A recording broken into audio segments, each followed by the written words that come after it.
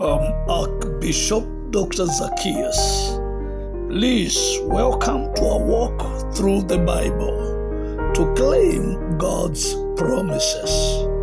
Today is Wednesday, the 17th of June 2026. God is with Joseph. Kwa majina naitwa Askofu Mkuu Daktari Zacchaeus.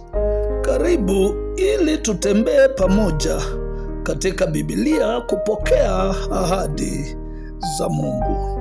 Leo ni Jumatano tarehe 17 mwezi wa 6 mwaka wa 2026. Mada yetu siku hii ni kwamba Mungu yuko pamoja na Yusufu. Please welcome to today's scripture.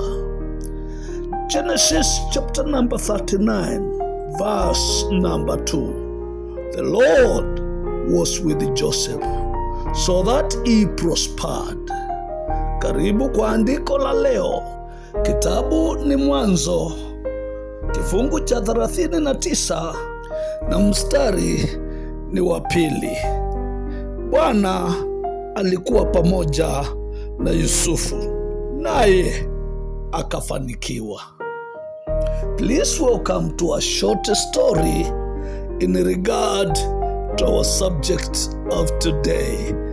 Joseph's circumstances changed dramatically. He was no longer in his father's house, but a servant in Egypt.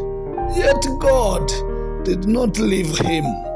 Wherever Joseph went, God's presence brought favor and success.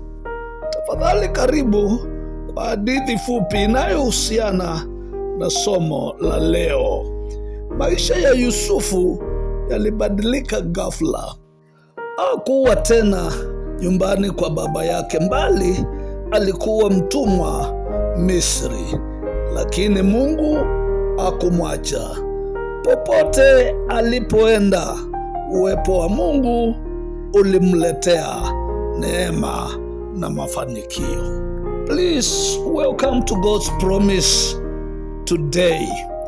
God's presence is greater than your circumstances. God can bless you wherever you are. God can never abandon his people. Tafadhali, karibu kwa ahadi ya Mungu siku hii ya leo. Uwepo wa Mungu ni mkuu kuliko hali unayopitia. Mungu anaweza kukubariki popote ulipo. Mungu hawaachi watu wake kamwe. Please welcome to today's prayer. Let's pray together. Our Heavenly Father, thank you for your presence in every season of life. Help me trust you even when circumstances seem difficult.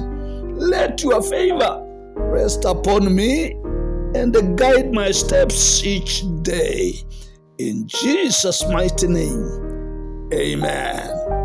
Tafadhali, karibu kwa ombi la leo. Baba wa mbinguni, asante kwa uwepo wako katika kila kipindi cha maisha.